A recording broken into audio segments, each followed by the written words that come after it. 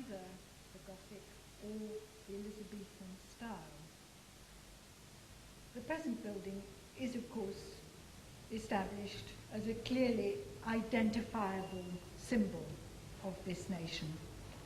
What I wanted to explore was the apparent inevitability of the choice of Gothic at Westminster and the reasons for this preference.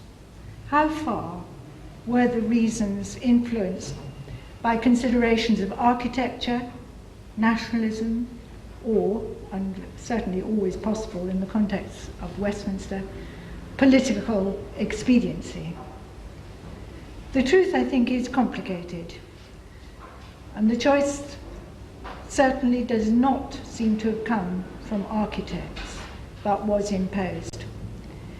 What architects themselves thought appropriate for the palace, and it was an ancient palace, which housed the Parliament, already called the Mother of Parliaments, and certainly a source of national pride, is what I want to examine. And the architect constantly concerned with schemes for new buildings on this site for over 50 years before the fire made those schemes finally into reality was, of course, Soane.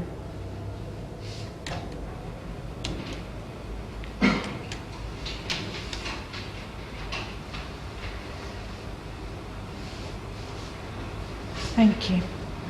Well, on the left-hand screen, you see the dream of a young man in Rome in 1779 in what he called the gay morning of youthful fantasy.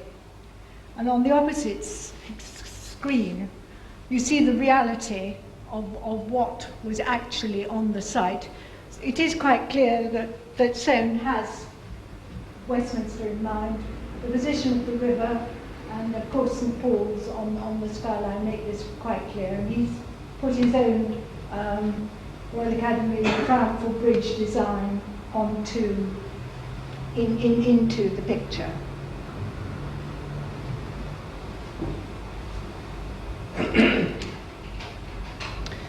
Now I'll try and explain this incredible jumble of what you're seeing. You're looking into Old Palace Yard, and if you see the portico there at the extreme right-hand edge of the plan, is this incredibly abrupt entrance into the House of Lords. This is the monarch's route into the House of Lords, which, as I think you can see from the very blank gable, is a medieval building. The medieval buildings, I think, stand out quite clearly. Westminster Hall, of course. The Court of Requests, originally the medieval Whitehall, running north. If you remember, the river is running north-south. East is at the top of the map, west is at the bottom of the plan. The House of Commons, sitting within the old medieval chapel of St Stephen's, and the great painted chamber, that great, known as the painted chamber, but of course none of the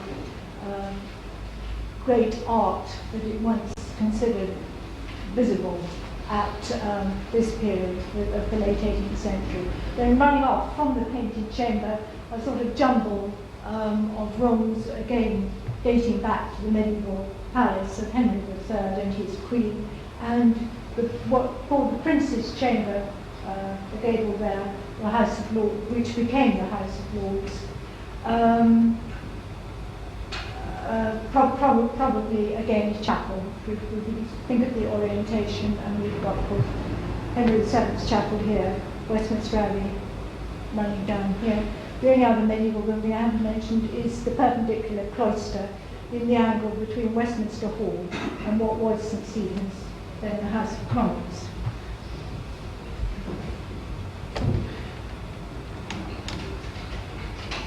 And this was approximately what that medieval chapel looked like throughout the 18th century. As finally put together by Wren. round arch windows, very plain panelling, and galleries, and certainly nothing visible really of its origin. I'm so sorry. Impossible. Thank you.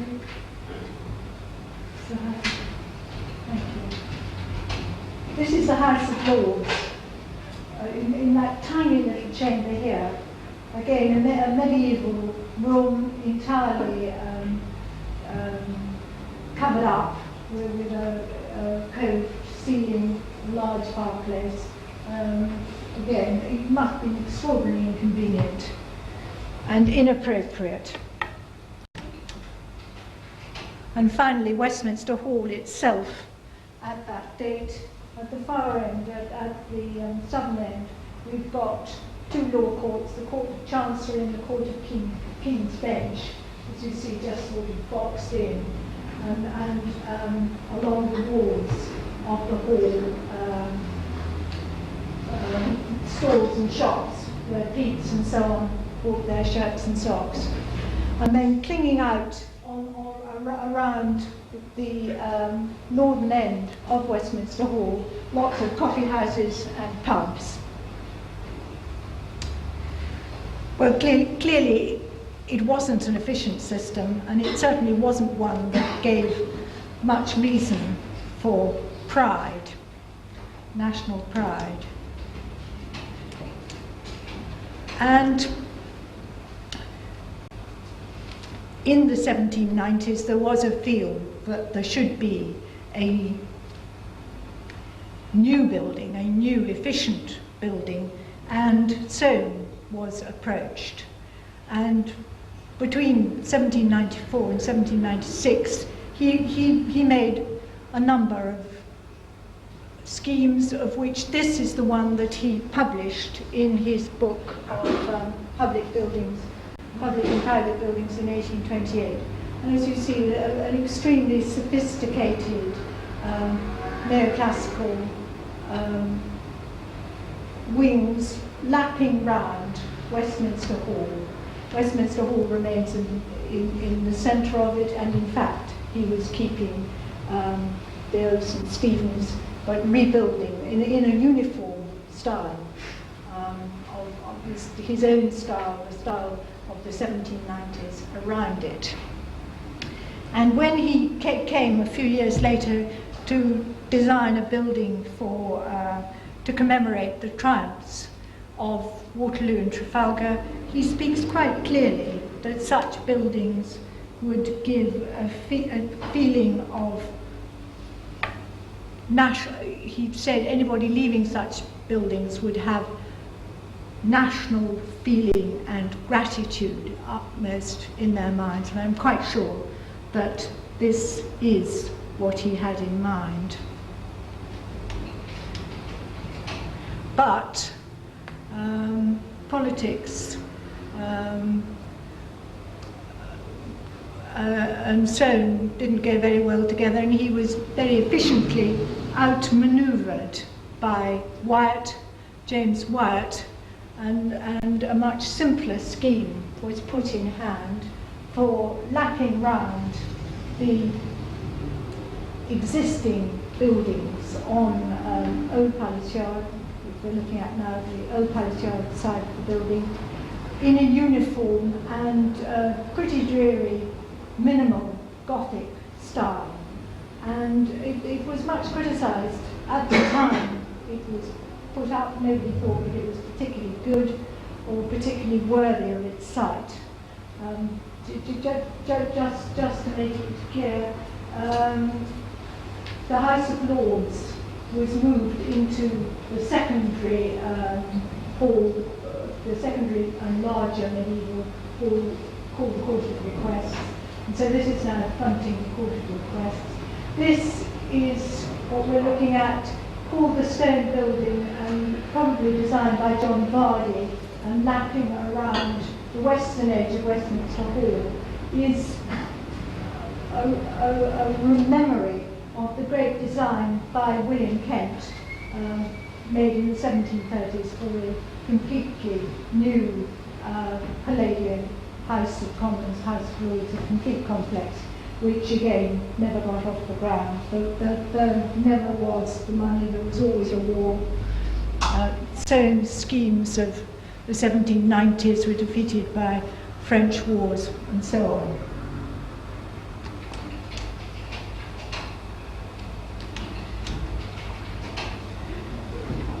I'm sorry, I want to go up. Just to remind us, we're now at the other end of the building, the New Palace Yard, and this is what New Palace Yard looked like at the beginning of the 19th century. As you see, Westminster Hall, the facade of Westminster Hall, the north facade of Westminster Hall is entirely cluttered around with they're mostly coffee houses and pubs and so on. And there was this sort of long tail coming out on this side, the Court of Requests and the Exchequer offices. Now, they started to tidy all that up at this date.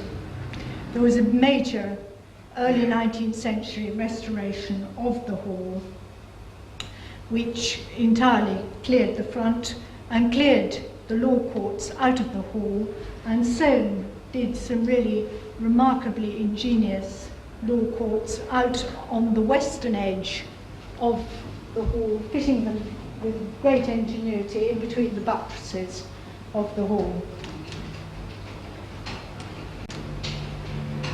Right. And Soane, in his design for the exterior of the law courts, made a conscious decision to make the style different from that of Westminster Hall itself. He said it was ridiculous to try and compete with the hall.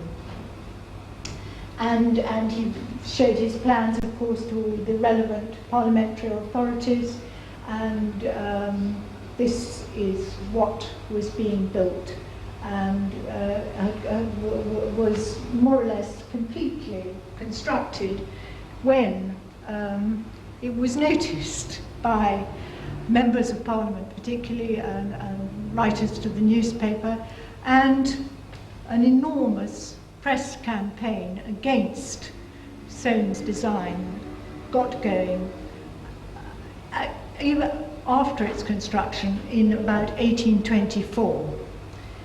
One of the chief people leading this criticism of Soane's design was Henry Banks, Member of Parliament. He sat for the Rotten Borough, where before the Reform Act, Rotten Borough of Corfe Castle. He was, of course, Banks of Kingston Lacey, undoubtedly a very interesting man. He was a trustee of the British Museum. He wrote books on Roman constitutional history, and so clearly he had quite some interest in the arts. But why did Soane's facade create so much annoyance? Why was it agreed to demolish it, which was what happened? And this is what Soane, with great annoyance, put up in its place with quite a number of redesigns, and in fact the loss of some space. Well, I think basically it's that great British desire to keep in keeping. We're never quite prepared to let great works of art stand clearly on their own, but we have to be very good-mannered all around them. And this is, of course, the interior of Westminster Hall, which I do think, following its restoration, was a powerful influence in all subsequent designs for the building. It is also worth mentioning that once the law courts were moved out of Westminster Hall, the function of the hall had really completely gone. And it remains just, in a sense, a great empty shrine.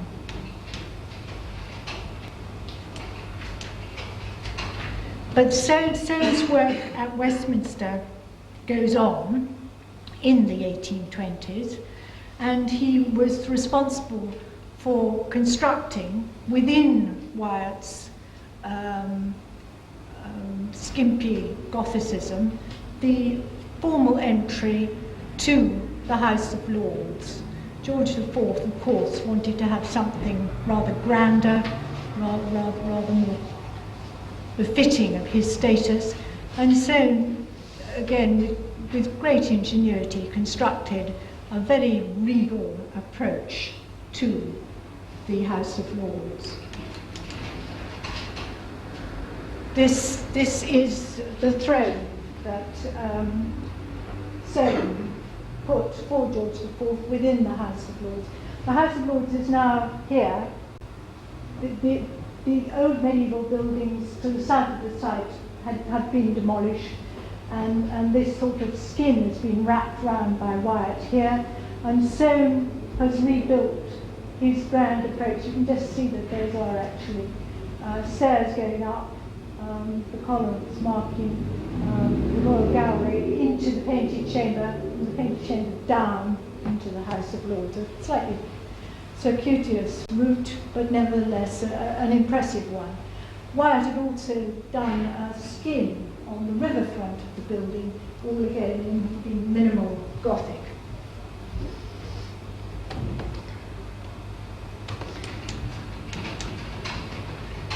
So it does seem to be that Soane must have thought, well, if it's got to be Gothic, I'll do something on those lines too. And these two plates come in his book of 1828 on public buildings and private buildings. And this is how he shows how you can make a uniform facade on the riverfront. Wyatt had Gothicized the east end of the House of Commons. Wren had round arches, Wyatt puts back pointy arches, and Soane thinks, well, you can do the same to the east end of the painted chamber and make it balanced, make it a balanced facade. Soane remarks that he's done all this in Wyatt's style of Gothic, which he doesn't really think very much of.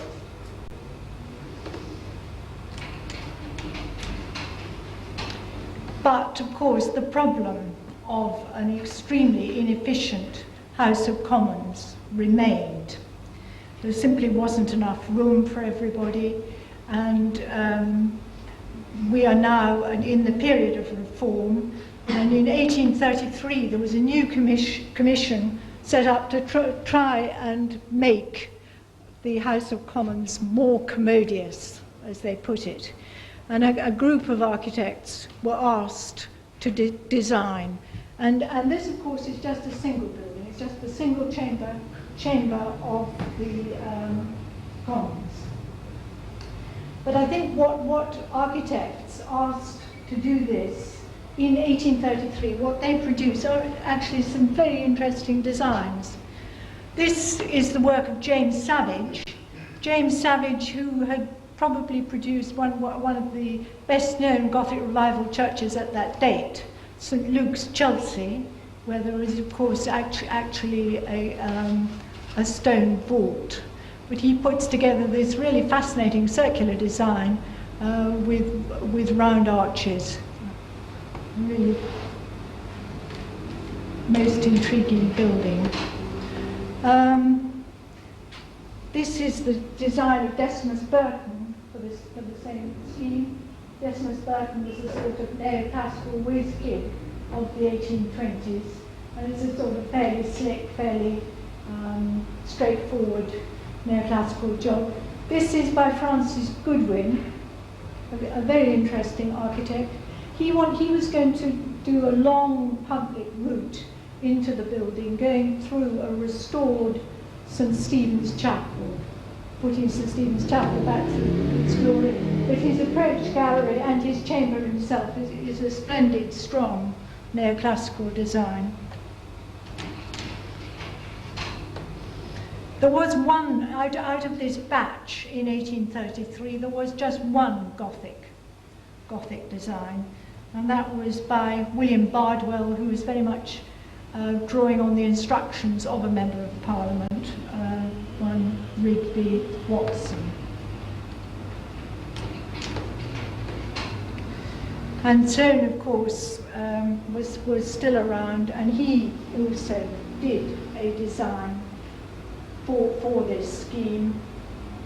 Again, if you see, we're now treating St. Stephen's Chapel, the old House of Commons, as an anteroom, and putting the new chamber out at that end. Must emphasise the enormous difficulties of designing on this site, where you've got incredible awkwardnesses of existing buildings, and actually below what would be here. I.e. in the lower chapel, remember St. Stephen's is a two-storey chapel.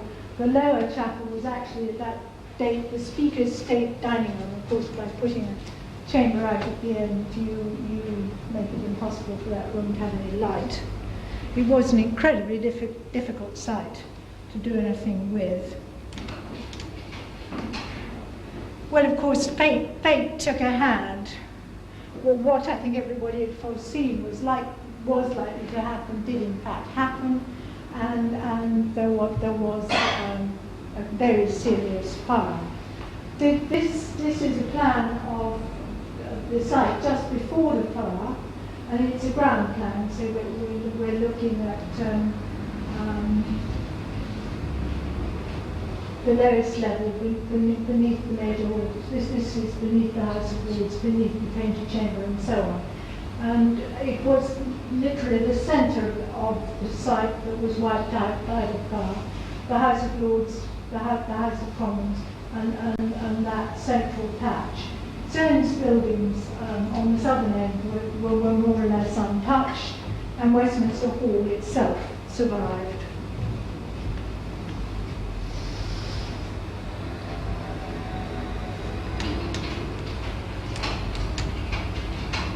And it was really Westminster Hall that at the time of the fire, all efforts were given to saving the hall.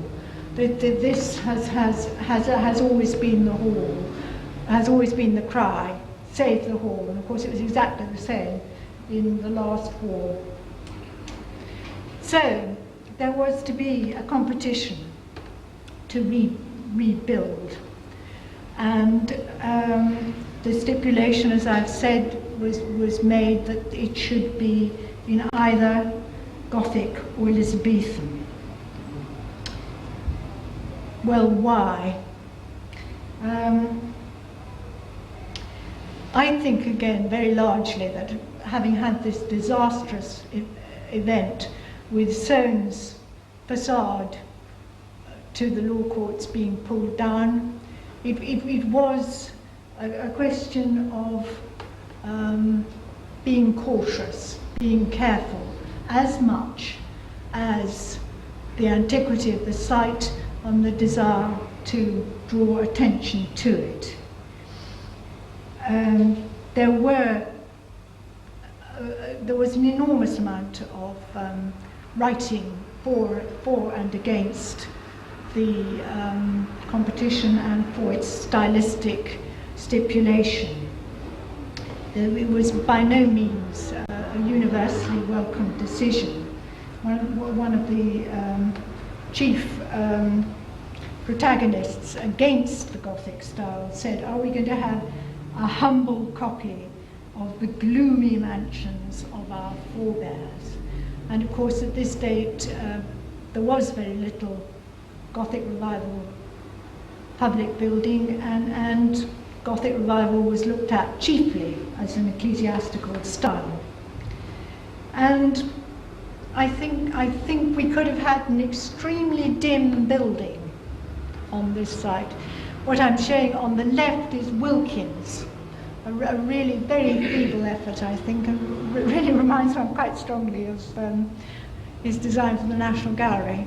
And on the other side is a design by Cottingham. If all the illustrations look a bit dim, one of the stipulations was that the perspective should be untinted. And of course, the competition also said that the designs could be Elizabethan. Now this attracted rather few, but I think attracted some very interesting architectural results. On the left is Salvin, with some splendid sort of non-such like looking towers on the river front. And on the right is the lovely design by C.R. Cockerell. Cockerell says that nobody really knew what Elizabethan architecture was like, so he was going to choose Italian architecture of the Elizabethan period. And I think produced a very lovely design.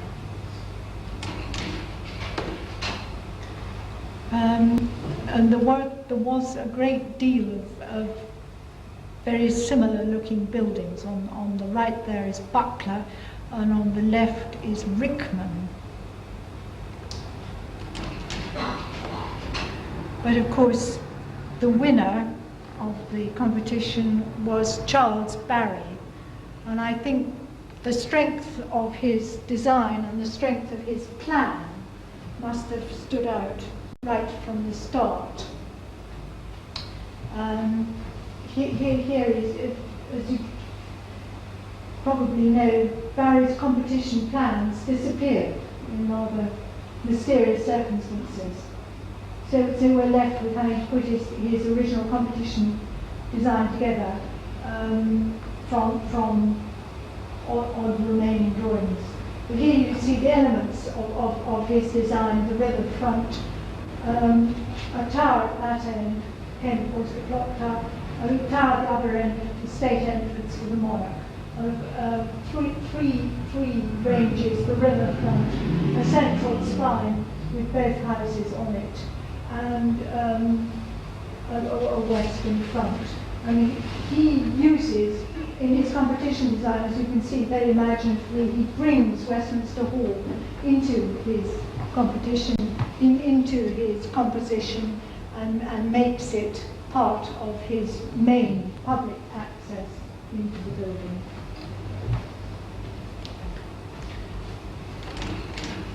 So Barry stuck with his design, and he went through, as you can see, it went through a great many alterations until it reached the form that we know it today. So, my conclusion is that the Houses of Parliament has become a great national symbol because it is a great building. I think obviously its image, its symbolic status has grown over the years, but just after Barry's death, a commentator wrote, "It is a marvellous production in itself and a chef d'oeuvre of English design, a landmark in artistic history and a remarkably characteristic example of English procedure." By this, I think he meant the incredible effort that Barry had to go through to get his building built. He had to fight for it immensely hard with endless committees who wished to emasculate the design, but he stuck with it. The building fits its site and it fits its purpose. It is a worthy building for all the important activities it contains, and therefore it represents those activities and hence the nation.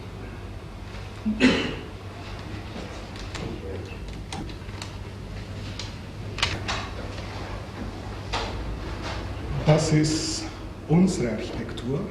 das ist deutsche Architektur. This is our architecture, this is German architecture, cried out Goethe as he saw the Strasbourg Cathedral. The relative text on the German architecture, 1773, which was published, among others, in Herder's collection by the title German Manner and Art, made the up to then as barbaric style of building, defamed Gothic, again becoming. Goethe had perceived the Gothic as the opposite pole to the classic, the raised wall as a contrast to the antique orders.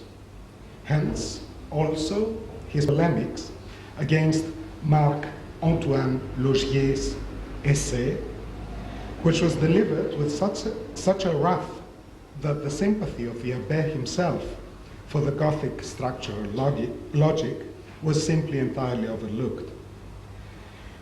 Goethe's overwhelming experience of the Strasbourg Cathedral had the value of a discovery, which, however, was more substantial than what a new acquaintance with a forgotten style could have ever been.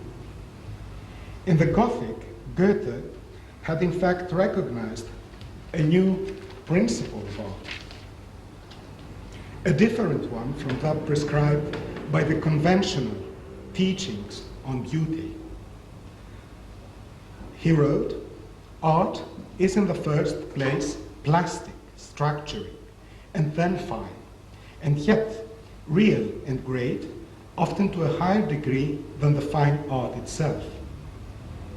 The cathedral was, in his eyes, the result of a godlike creative act of a genius, and not the application of schools and principles, as he said, which, according to his words, imprisoned the whole power of knowledge and activity. Not accidentally, Goethe connected this recently gained conception of art with the artistic activity of the uneducated savages, that is, with the notion of man, which appears to be the direct antipode to the cultivated, rational man of the Enlightenment. And exactly this perception of art was for him closely and deeply related to the strong, rough German soul. On the other hand, Italians and French, with their classical bonds, were standing on the opposite pole. But Goethe's primary concern was not to express eventual nationalistic feelings, but amidst the Sturm und Drang burst out, with the help of the notion of genius, to oppose the normative classical ideal of beauty, or, when one wants to go a little bit further, to confront the rational knowledge with the sensual feeling. Thus, he brought a myth to the world, which a little bit later, in the beginning of the 19th century, was going to become powerful, partly by the use of Goethe's arguments themselves, Gothic as the national style of the Germans. At first, Goethe's discovery remained architecturally inactive. It continued to exist as a commonplace in Romantic thinking, for example, in Wackenroder, Tieck, or Schlegel. However, the perspectives for an architectural transcription of the Gothic enthusiasm, and consequently of a considerable threat against the stylistic monoculture of neoclassicism, remained limited. Only in the second decade of the 19th century, this situation began to change. Gothic, or the so-called Old German art, finally succeeded in winning at least the interest of historians. A related research was beginning. Wittgen in 1812, Stieglitz in 1819, Büsching in 1821, Lepsius in 1822 made the first introductions to the newly discovered style. However, a remarkable step to the rehabilitation of the Gothic was made by the decision of finishing the building of the Cologne Cathedral. In this decision, which was taken shortly after the victory over Napoleon in the Battle of Nations in Leipzig, 1813, national motives were obvious.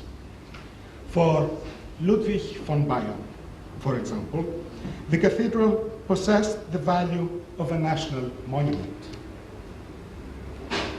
The idea of alliance between the Gothic and the Germanness was also the basic thought of one of the main exponents of the restoration of the Cologne Cathedral, namely of the writer and antiquarian Sulpice Boisseret.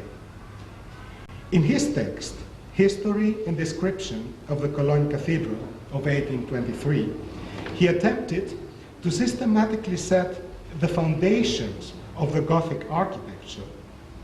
By that text, he intended to create the equivalent to Vitruvius' 10 books, not on the Greek Roman architecture this time, but on the Gothic. What he wrote was very close to Goethe's earlier text of 1773. Boisseret also perceived the Gothic as analogous to the organic growth in nature, spoke of its floral character, and of course held the opinion that this style of building and the character related to it corresponded in a natural sense to the basic spirit of life of the German peoples. In the discussion about the Cologne Cathedral, what appeared as an easy affair stumbled over serious difficulties in another contemporary case, and for the first time uncovered in a dramatic way that architecture as a medium of transmission of general ideas, for example, national ideas, came to a severe crisis, or, in other words, that the links between style or form and meaning in architecture had been broken. The decision of the building another German national monument, the Walhalla. The turbulent history of this remarkable building starts in the year 1807.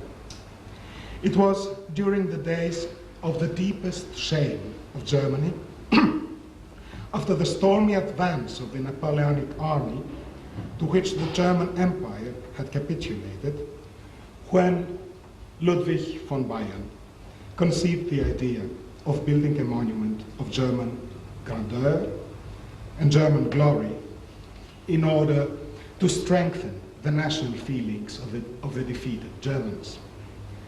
Walhalla was the place where, according to the old Nordic myth, the fallen heroes were received by the fighting warrior virgins, the Valkyries, before god Odin took them with him.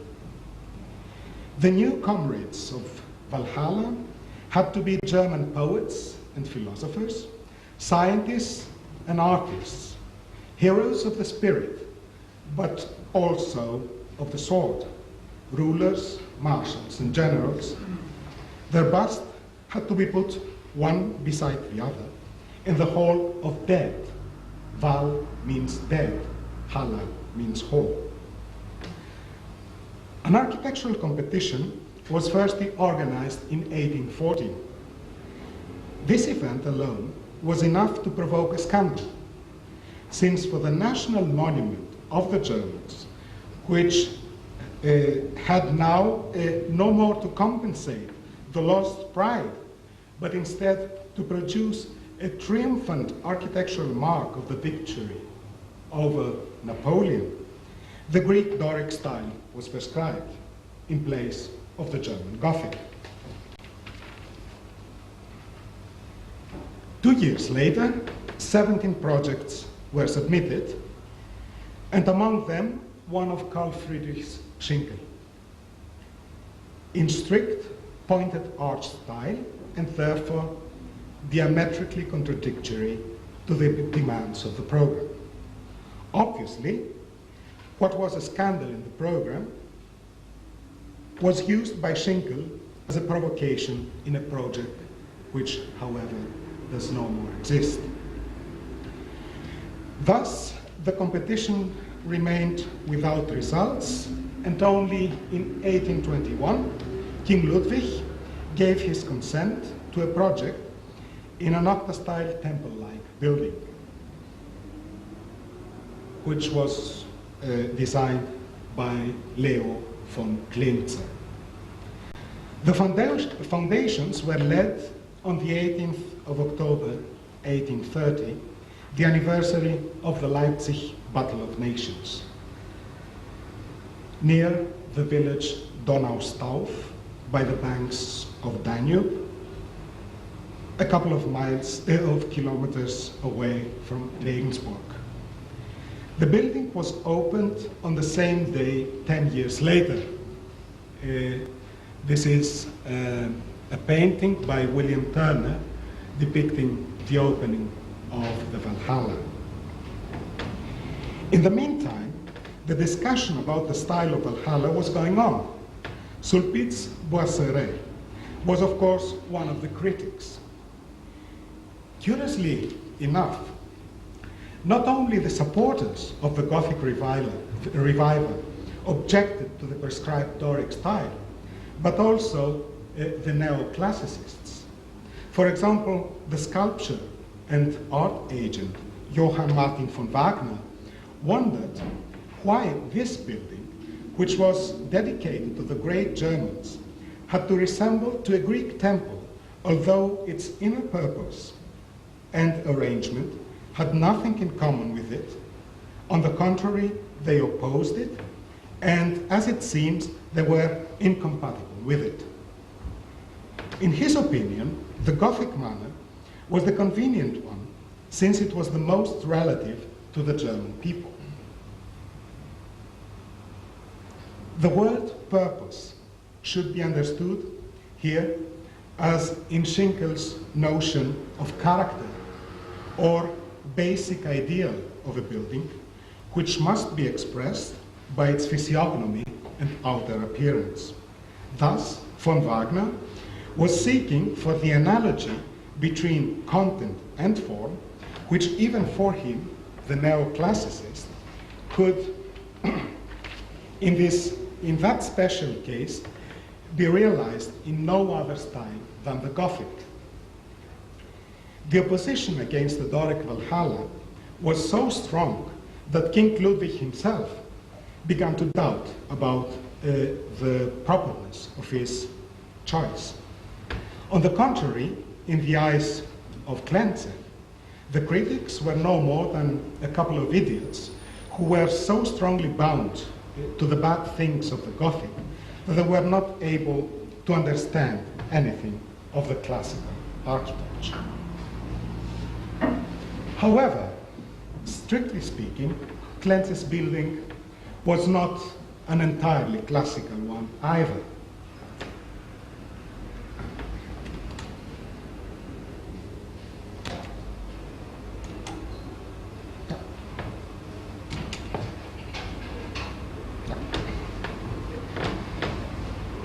Walhalla's architecture was quite curious, but this curiosity was not only due to the Doric style of the main building.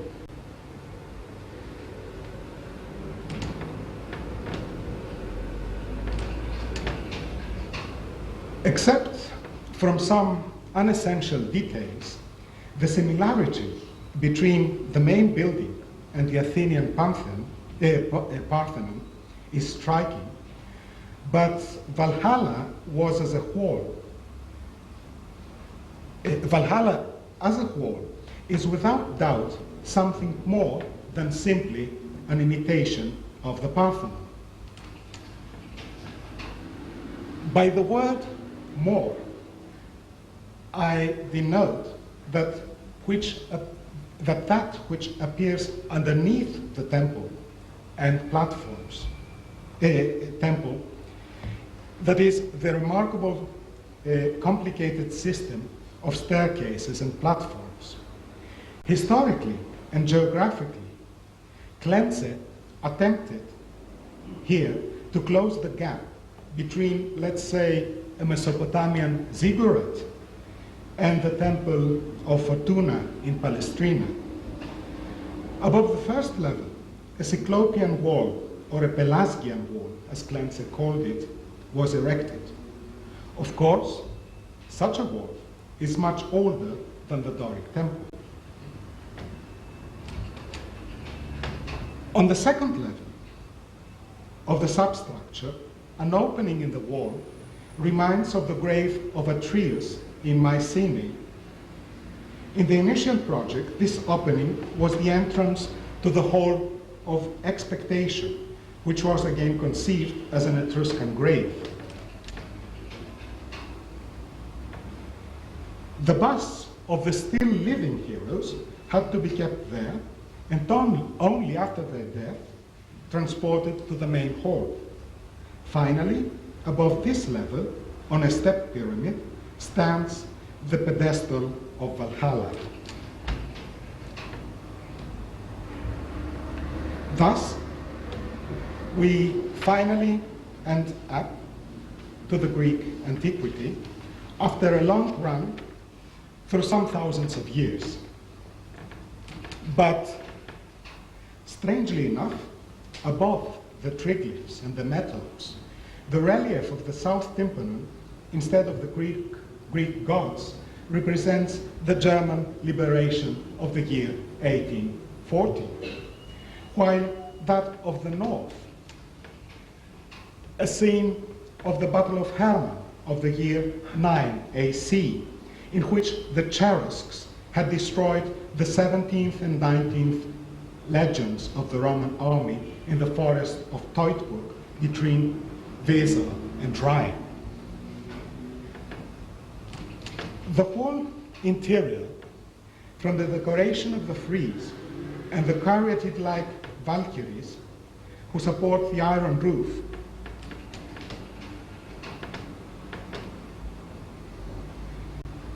to the floor ornament and the smallest details, is also fully loaded with history and meaning. In his text of the year 1821, Attempt to a Restoration of the Toscan Temple according to its historic and technical analogies, Klenze gave an explanation on the interconnection of all those inhomogeneous elements. It was an apology in the form of a cultural historical theory. It would not be an exaggeration to say that Klenze we're very pleased to have Stefan Feuchtwang, and he is going to talk to us. His title is Where You Belong, and he's in the Department of Social Sciences at the City University in London. So if we can start. Thank you. This is going to be a theoretical talk, but I hope I shall prompt ideas which will spark off thoughts about the theory that I'm going to be introducing, or rather the lack of theory that I'm going to be introducing, and the thoughts arising from that, which might relate to architecture. But I leave that relationship to you after the suggestions I've made. What I wanted to try to introduce, first of all, is the state of thought about nations, or about the notion of a nation. The fact and the idea of a nation is a scandal of conceptual thought. That's the lack of theory. Working definitions cannot easily be agreed, let alone explanations of what is a nation, what is nationalism. They disappear before the light of analytic search. And yet the existence must be admitted of arrangements and identifications named nations, and of movements of social life named nationalism. Aspiring theorists agree to name these phenomena by the same name, and agree even to date them historically as having emerged in 18th century Europe. But then they go on to say there is no theory of them.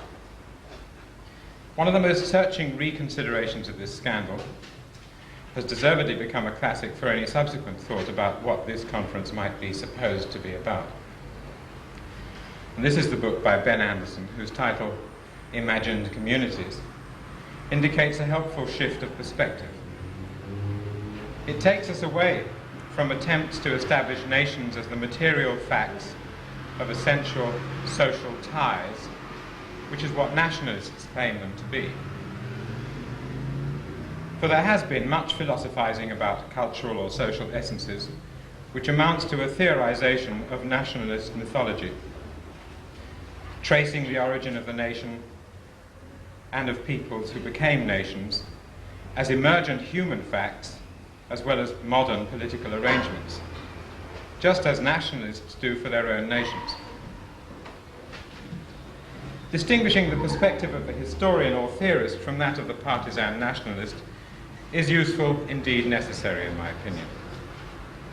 Anderson describes the state of thought about nations and nationalism as three paradoxes. The first paradox is that there is, on the one hand, the objective modernity of nations to the historian's eye, and this is contrasted with their subjective antiquity in the eye of nationalists. That's his distinction between the nationalist perspective and the historian's. The second paradox is the formal, I'm quoting him, formal universality of nationality as a socio-cultural concept. In the modern world, everyone can, should, will have a nationality as she or he has a gender. And that's contrasted with the irremediable particularity, I'm still quoting him, of its concrete manifestations, such that, by definition, Greek nationality, for instance, is unique. If I were to reword that, I would say that everyone supposedly has a nationality, and as such is equivalent to every other, yet each nationality is its own peculiar quality.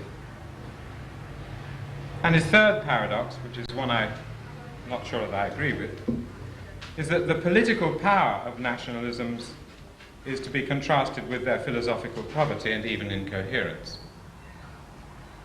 I think Anderson must be wrong when he writes that nationalism has never produced its great thinkers. For the first of those he lists as great thinkers who didn't think nationalism according to him is Hobbes, who was precisely the thinker of the concept sovereignty. And political philosophy since Hobbes has precisely produced the grand concepts of law and of people and of population, which constitute the political arrangement of nations and the ideological framework for the claims of nationalists. But Anderson's separation of the modernity of nations from the claims of nationalists to the antiquity of peoples points usefully to a second separation, which is the one I'd like to advocate. On the one hand, a nation is a political arrangement, a kind of sovereignty and a kind of government called the state. At the same time, and entailed in the same political arrangement, a concept, the people, and another closely related one, population, of that sovereignty, concepts with the same historic beginning as the political arrangement, function as a frame within which historically archaic cultural and social subjects and their traditions are expected. I'm not saying that they exist, but they're expected. These are the subjects of nationalists and their philosophers. All that is on one hand. on the other hand, are multifarious establishments of their own senses of belonging and claims by citizens and subjects, claims to the authority for their senses of belonging, and the substance of the traditionality, the pre-existence, the historical longevity and rootedness of a people, which is supposed to fill this political arrangement. Incidentally, such belongings and rootings also have their theorists, even some great thinkers, in the copious volumes on culture and ethnicity, about which I shall say no more. From the perspective of the theorist, which Ben Anderson takes up, the nationalist claim is best defined, according to him, as an imagined community. And he then offers his own history and a number of reflections upon this political object of imagination, which I will not follow. I do not wish to dwell upon the historic specificity and origins of whatever we agree to call the political arrangements and the claim to being a nation. Anderson's book marks a departure from and a convenient summary, which is why I've quoted him, of the academic state of thought about nation and nationalism. I've also introduced it here as a point of partly as a point of reference, but also to use it to bring out an issue which is the issue of belonging, but belonging in terms of the construction of boundaries and the crossing of borders. Architecture is, I thought, after all, the building of the screens and places of interiors and their boundaries. So it might spark some thoughts in you, if I put it this way. So instead of pursuing concepts of the nation as an entity, as a kind of social, cultural, and political substance, instead of treating it as community, whether real or imagined, I want to pursue a conception of the nation as a political arrangement of boundaries. They mark spaces filled by establishments of tradition or convention, that is, of an associative identification which can be described as feeling at home. But this space bounding and filling is contentious because it is never confined to one space. It refers to others, homes from which we came, and which are not quite the same as those with which we share the home space to which we now belong. These boundaries, therefore, mark the framework for contentious belonging and for the crossing of their enclosures biographically and culturally. A nation is, as I've already said, a political arrangement. It is often called the nation-state. Whatever the form of government within, this arrangement is defined by a territorial boundary which surrounds a space with a political centre. From the centre emanate the efforts and tasks of governmental unification. That centre is also the point to which are referred claims to sovereign authority over any part or condition in that territory. It is a centering of ranks of negotiation, an organisation of the negotiation of authoritative decisions, whether they be judicial or representative or by petition. At the same time, this centering and bounding of territorial sovereignties is also, of course, a division of the surface of the globe into equivalent spaces of sovereignty. Religions, international law, alliances, treaties, and regional federations constitute higher negotiations of authority. But a nation is the main constituent of the globe. It is an enclosure of unification and the negotiation of centred authority. Within its boundaries, other enclosures of contained sovereignty and authority are constructed and negotiated. But national boundaries enclose the space of the more authoritative and centred unification, more than its internal spaces and more than the global and regional spaces. The states of the world and its international order are determined by the calculation and machinery of securing the boundaries of their sovereignties. So, first, think of the nation as the firmest boundary of sovereignty, but still as a boundary of processes of constantly renegotiated unification. That which it bounds are objects of political management which emerge along with this arrangement: the social and its norms and security, the population and its wealth and well-being, the peace and its order, national interest or the country, its resources and its defense, and so on. All these have their administrative and provisioning apparatuses of government and guardianship. However internalized the tasks and constituencies of each, however incompatible are the functions and interests of each. These local and central apparatuses of government are organized on the principle of there being an ultimate national authority and unity. Thus, the nation as a political arrangement, a bounded process of unification.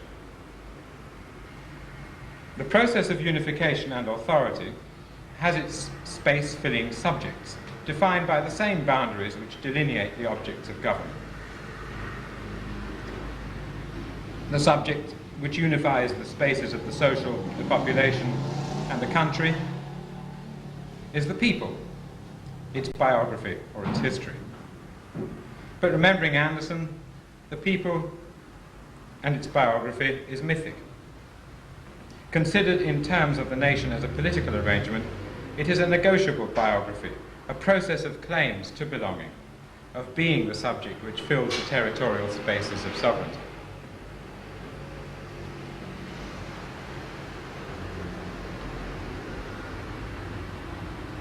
Incidentally, the Chinese translation, I happen to know some Chinese, of nation is square. I haven't got the slides.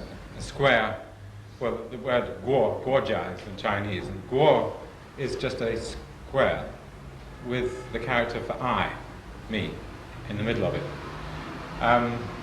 But the whole word nation is guojia, which is nation and home. Jia is home. Well, I thought of that in order to complete the map that I want to first introduce to you before I then explore it. That first of all there is this national boundary, and within that there are homes. But between them or within any nation there are public spaces, streets, stations, workplaces. And within those, or organized alongside those, are homes. But between the two, and this is what interests me most, are what we might call semi-public or semi-private spaces of sanctuary or resort. Clubs, churches, pubs, cafes, laundrettes, or just corners or other open but markable spaces within a vicinity of homes where there is a high chance of being recognized or recognizing fellows. And something, I don't mean to think of these spaces as necessarily built, but ones which are, for which buildings and spaces are used. To illustrate and explore this geography of boundaries or borders, consider two extreme biographies which seem to be typical of the nation. The biographies of the refugee and of the native. The refugee, like any migrant, has crossed a frontier, but in a way more extreme than other migrants. The crossing has been impelled by an impossibility to continue living within the frontiers which were her or his home. The frontier of resort over which he or she crosses is a refuge. Its political arrangements offer hospitality. But what then is the experience of the refugee, this extreme form of immigration? The refuge bounded by the last national frontier crossed is, as I've already claimed, a regime of identification and, of course, of attribution of who crosses its borders. To the refugee, that which is encountered on arrival and in the process of finding a place to stay and eventually settle, that which is encountered stands for all that exists within those frontiers, until later they can be sorted out into subsidiary spaces, differentiated reactions and welcomes. And almost immediately, the refugee seeks others in the same predicament, or is found by a previous, more settled network of refugees. An internal boundary is part of the process of learning new conventions and their language, a space into which to absorb the regime of unification such as its agents represented. The internal border of encounters filters the helpful and the hostile, negotiations for survival and for establishing a new life. The process of learning how to survive,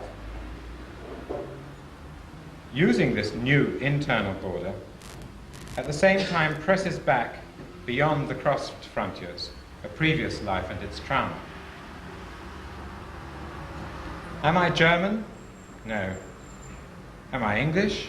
No.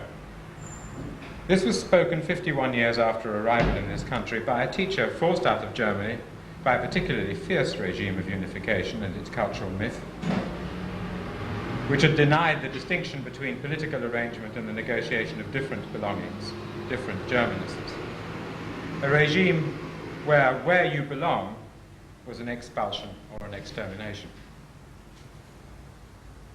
She had a British sponsor who arranged a job opening, which was the requisite of entry into this country. This generosity and the conventions learned in resorting to it soon became the basis for joining and helping others expelled from Germany.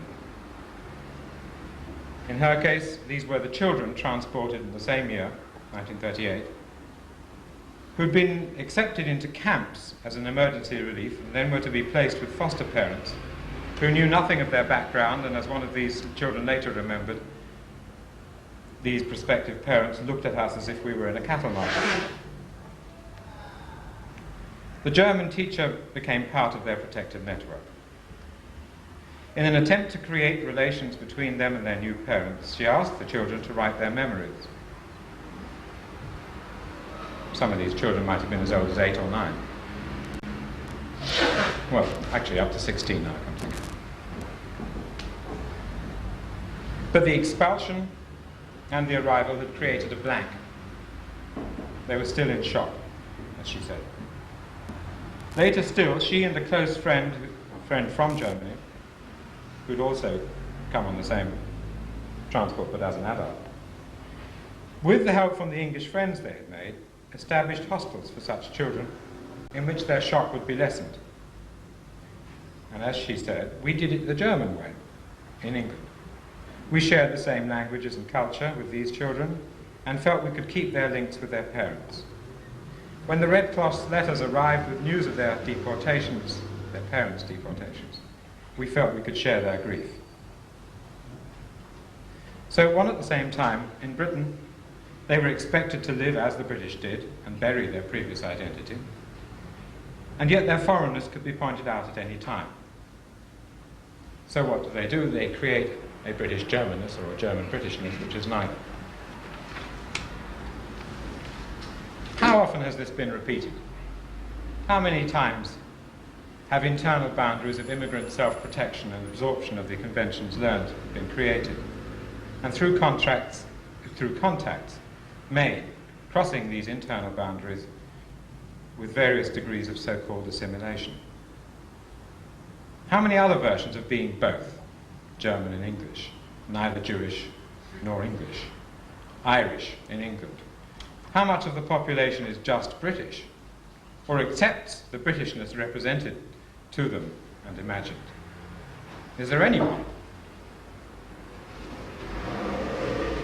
And yet, even when we do not accept it, the Britishness, it must at the same time as being denied, be owned, because it's something that has been learned to survive and make a new life.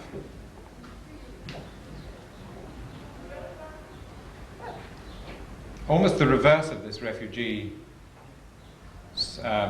biography came out at the same time in the newspapers a week ago.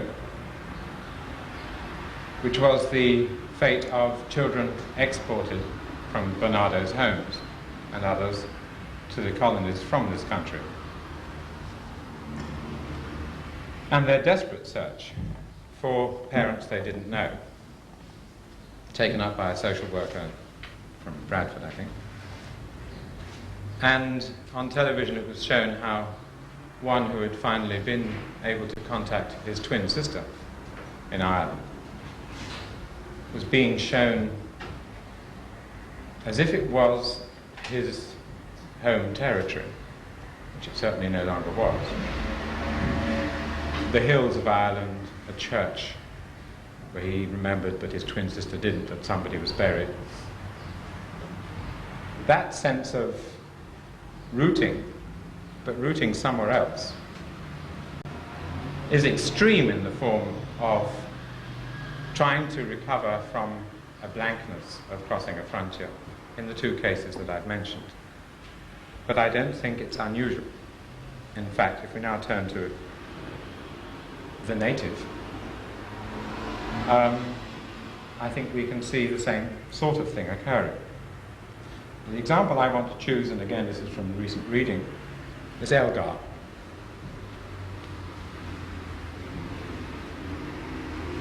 Now Elgar was subject to what one might call the public funnels of fame that channeled his music into anthems, an appropriation of pomp and circumstance, whereas his music for him was something much more personal and also something much less English. And yet he became celebrated. He personally had to act as if he were the creator of the British national anthem, Pomp and Circumstance, or at least the creator of that which is sung at the last night of the proms as if it were the British national anthem. His Englishness was much more closely related to the place of his childhood, which is in the territory England, near Worcester, the Malvern Hills. And his music relates to that experience, those hills, as a kind of loss. A loss overtaken by new times and new kinds of people. And he protects this inner sense of Englishness in an old buffer manner. His club life, the horse races, a comfortable clothing of protection, which is also a mask of convention, a container itself of a resort in which he, the native, takes refuge. His music is a European music. His voice, his musical home, is a music which refers to Germany from the Malvern Hills. It isn't pure English. In fact, it is very difficult to say it's English at all. He's a Catholic, and as such, a belief that was itself thought alien by many who adopted pomp and circumstance for their anthem.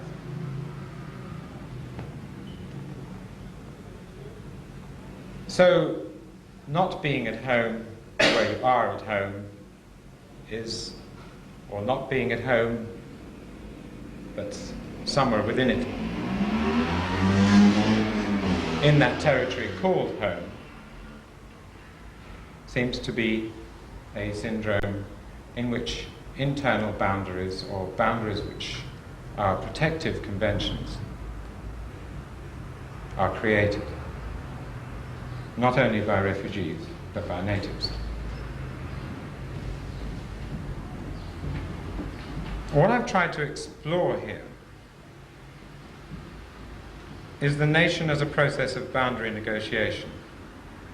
What I haven't managed yet to say, and I don't think I'm going to have time to do it, is that amongst those negotiations there are senses of those internal semi-public spaces being themselves invaded within the nation, which create, invaded by, for instance, destroying neighborhoods, or invaded by life becoming impossible because it's so strange,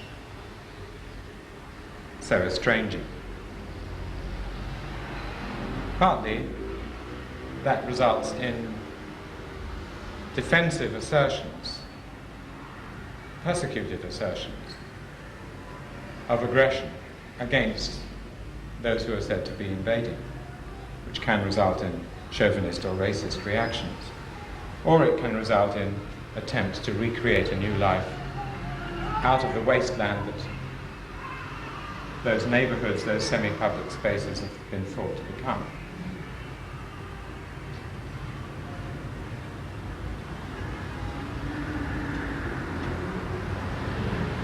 In any case, to conclude, summarize, I'm not sure whether it's a summary. The nation is a boundary negotiation. Over it there are invasions, within it there are unifications which never take place, but always exert the pressures of claims to recognition beyond internal boundaries. Claims to protection and provision in the unified sovereign space. In the national order where you belong, is the product of trans or dislocation and the memorialization of rootedness. And the architect, constructor of contracted spaces, builds props for these changing boundaries and surfaces of resort. Invasively, but also as screens and characters for new resorts, new Jerusalems, or just places to meet your friends.